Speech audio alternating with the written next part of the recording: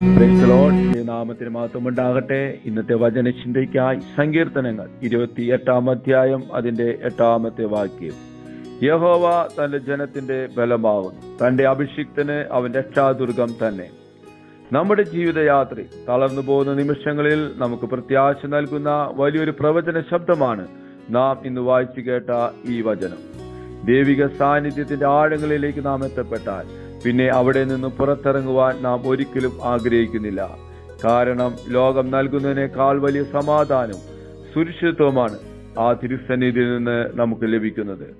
ജീവിതത്തിൽ നാം ഇഷ്ടപ്പെടാത്ത പല സാഹചര്യങ്ങളിൽ നാം അറിയാതെ പലപ്പോഴും അകപ്പെട്ടു പോയിട്ടുണ്ട്. അത്തരം ബന്ധനങ്ങളിൽ നിന്നോ പ്രയാസങ്ങളിൽ നിന്നോ പുറത്തു കടപ്പാൻ നാം വളരെയധികം പ്രയത്നിച്ചിട്ടുണ്ടാകാം.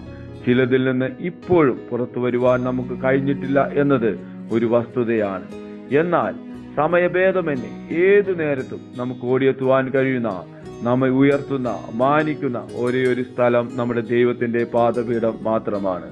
നമ്മുടെ ജീവിതത്തിൽ ക്ലേശങ്ങൾ വർദ്ധിക്കുമ്പോഴും പ്രതിസന്ധികൾ കൊണ്ട് ശ്വാസം മുട്ടുമ്പോഴും മുന്നോട്ടുള്ള വഴികൾ കാണാതെ പകച്ചു നിൽക്കുമ്പോഴും ദൈവത്തോട് നമുക്ക് ചേർന്ന് നിൽക്കാം.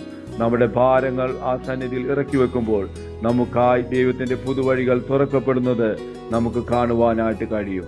ഏതു സമയത്തും ഏതവസ്ഥയിലും നമുക്ക് പൂർണ്ണമായി ആശ്രയിക്കുവാൻ കഴിയുന്ന ദൈവത്തിന്റെ സന്നിധി നമ്മളെ തന്നെ നമുക്ക് സമർപ്പിക്കാം. കുറവുകളെയും ബലഹീനതകളെയും അവന്റെ കരങ്ങളിൽ ഏൽപ്പിക്കാം.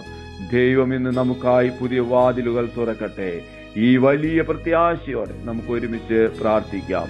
സ്വർഗീയ പിതാവേ, ഞങ്ങൾ ഒരുമിച്ച് പ്രാർത്ഥിക്കുന്നു. ഞങ്ങളുടെ ബലവും രക്ഷാദുർഗവുമായ ദൈവമേ, ഞങ്ങളുടെ സകല ഭാരങ്ങളും അങ്ങയുടെ സന്നിധിയിൽ സമർപ്പിക്കുന്നു. ഈ പുതിയ ദിവസം അങ്ങയുടെ ബലത്താൽ ഞങ്ങളെ നിറയ്ക്കുകയും ഞങ്ങൾക്ക് മുമ്പിൽ പുതിയ വഴികൾ തുറക്കുകയും ചെയ്യണമേ എന്ന് ഞങ്ങൾ പ്രാർത്ഥിക്കുന്നു. ഞങ്ങൾക്ക് നൽകി തന്ന നല്ല വചനത്തിനായി സ്തോത്രം.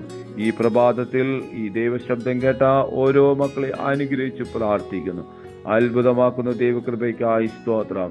യേശുവിൻ നാമത്തിൽ തന്നെ ആമേൻ.